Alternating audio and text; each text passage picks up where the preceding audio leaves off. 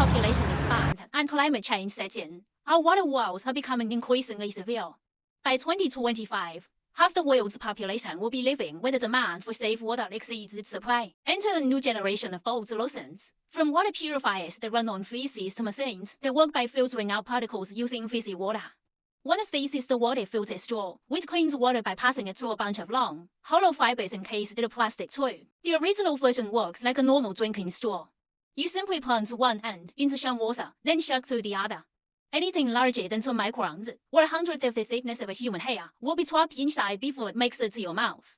This includes 99.9% of parasites and 99.9999% of bacteria, such as the Staphylococcus cholera, dysentery, and typhoid fever. When shipped through a water filter straw, even the muddiest water comes out as clear as a mountain spring. The original version works like a normal drinking straw.